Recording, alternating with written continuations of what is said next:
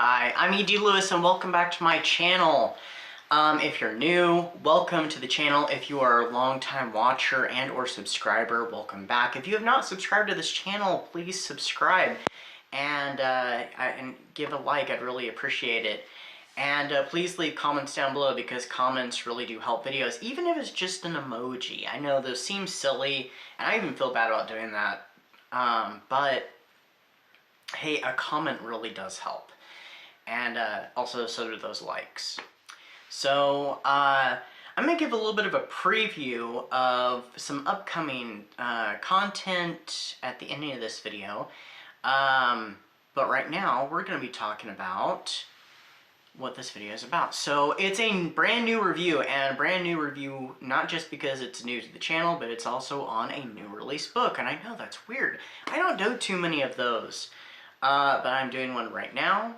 And today's video is we are returning back to the Buffyverse. And this is the book that just came out, I think it was last month. Yeah, it was last month. It is the third and final book in the In Every Generation Trilogy, or as I think it's being officially called, though I like the In Every Generation Trilogy title. I think that's a good title. But I think it's officially being called Buffy the Next Generation. So it's the final entry. I will say this up front, and I said it in my vlog, I really hope that we get some more books, after this trilogy's done, because I would like to revisit these characters and see what happens for them next, so what's the book? It is Against the Darkness by Kendare Blake. Like I said, it came out last month in April, and this was one of my highly anticipated books of the year. I don't have too many of those for this year. I've already read one of them earlier in March, and this was my next one, and hold on to my thoughts. I don't want to give everything away. So what is this book about? So it picks up, so many months after One Girl in All the World, Frankie Rosenberg, the daughter of Willow, and her friends, except for Haley, are, continuing on with patrols, fighting demons, fighting the forces of darkness, while their friend Haley is currently being a double agent. She has infiltrated the quote-unquote darkness, the slayers that revolted against, Buffy and her crew, and have trapped Buffy in another dimension, into a hell dimension, into a cell, and killed some others, unfortunately. So Haley, who's the sister of Vi, who Vi is, at this point, if you have not read the other book, there are some spoilers, clearly. Vi is pretending to be dead. She is off on her little road trip of adventures with Serafina, and Haley is trying to collect intel for the darkness, except for Haley finds herself in a bit of a conundrum. She starts to see different sides of the argument, and she feels a little torn. Not to mention, something also happens to Haley that is a bit of a game changer for her. And I can't tell you what that is. Meanwhile, like I said, the new Scoobies are trying to work on a way to bring Buffy back. They're continuing on their fight against the forces of evil, and they are trying to figure out how to defeat the darkness. There are a few twists and turns in this one, and there is an ultimate battle that actually happens, and it is pretty epic. I will also say we also get another legacy character in this one, which I was really excited for, and I'm like, wait a minute. Is this about to happen? And yes, it did. So I was very excited. So thoughts? I loved this book. I think this might be my favorite in the entire trilogy. With the first one being, I think, my second favorite, and the second one being third place. I love this entire trilogy, but this one gosh, this was it for me. This was, this was the all. And it really even, before this came out, I'm like, I hope we get more books at some point that, they're going to want to revisit these characters and stuff. I'm still hoping that, and I'm hoping that even more now that I have completed this book, because, like I said, this book did not disappoint me. There were some minor disappointments in the previous one, but I still really liked it. It was pretty solid. This one was a great, finale. And, yeah, so I continue to agree with Elizabeth Sagewood. These books, to me, are canon. Unlike the Buffy comics, which I did follow for a while, and eventually I just got fed up with them.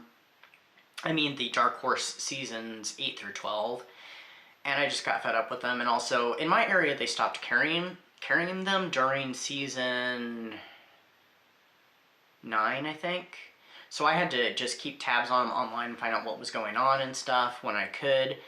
And by the ending, when they had talked about, when I was finding details about the conclusion, I just got fed up with it. I'm like, I don't count this as canon. At that point, I was like, nothing's canon for me except for the TV show and Buffy the Vampire Slayer, the Origin miniseries that recounts Buffy's first adventure that was based off the movie, but does slightly retcon it to work into the continuity of the TV show.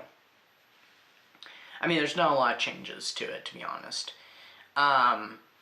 And it follows more of the novelization of what the original idea for that was. So, I mean, besides what we ultimately got, though I do really enjoy the Buffy the Vampire Slayer movie. Until this series came about, which I was very skeptical when I heard about it. After seeing Elizabeth Sagewood's review on the first book, I'm like, okay, I want to try this out. I checked it out at the library, the first book, which is the only book of the trilogy I don't actually own. I don't own it at all. I loved it. Fell absolutely head over heels for it. It felt like Sunnydale. It sounded like the characters. It was something that worked for me. It felt like the show had just picked right back up several years later, and it made sense. It worked. And I really enjoyed the new characters. Each of these books have been pretty consistent. And like I said, this book did not disappoint for me. I absolutely loved it. So, I bought the second book on Kindle not long after it came out. It was a little while because I had to wait a little bit. Because I was waiting to see if the library was going to get it. They never did. And then the third book, I bought it the day it came out. And I started reading it pretty close. And yeah, so what did I give this? What rating did I give this? 5 stars. This is my first 5-star read. And I cannot praise it enough. Kendare Blake did awesome. The team, I know there's a team that worked with her. They did awesome. This did it justice. And it even leaves some doors open. So I'm hoping that they will continue these books. Maybe a new trilogy, maybe a little spin-off series. I want more Frankie, and I want more of these characters and the legacy characters we saw. I'm not sure about some of the legacy characters, some of the other ones, but there are some that I really want to see more of. And I'm still sad about at least one legacy character, what happened with that character. I wish it hadn't happened, but I mean, it makes sense. And I actually, to be honest, had forgotten about that till it got brought up in this one. I'm like, oh yeah, that did happen. That was like such a downer for me, but not a deal breaker. I love this. So, if you have not checked out this trilogy and you are a Buffy fan, you need to check this out. You may like it, you may not, but hey, it is worth it. I loved it, and so. Anyway, so that's my review. So upcoming videos. So next Saturday, I'm planning to have another review of something I read for Old School April. I have a book haul coming up this Wednesday, and it's books that I've had for a while from late last year, early this year. They're all physical books. There's going to be a part 2 to that.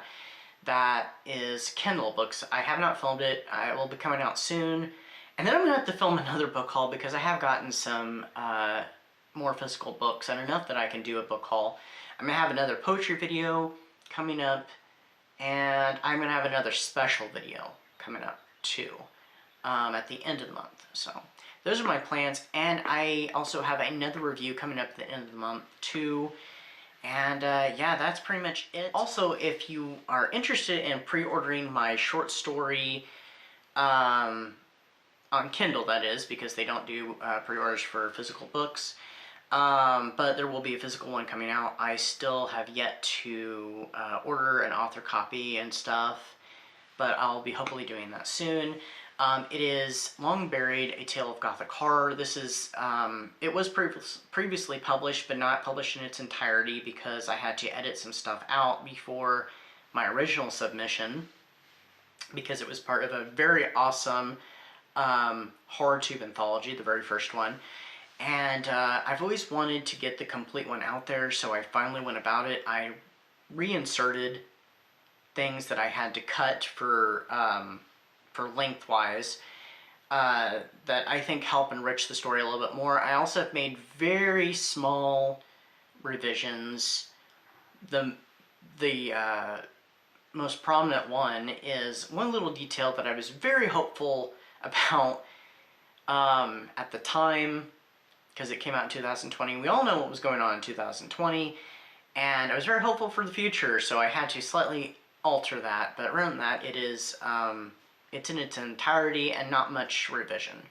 So if you're interested, that's available per pre-order on Kindle. It will come out on June 4th, and there will be a paperback version coming out the same day.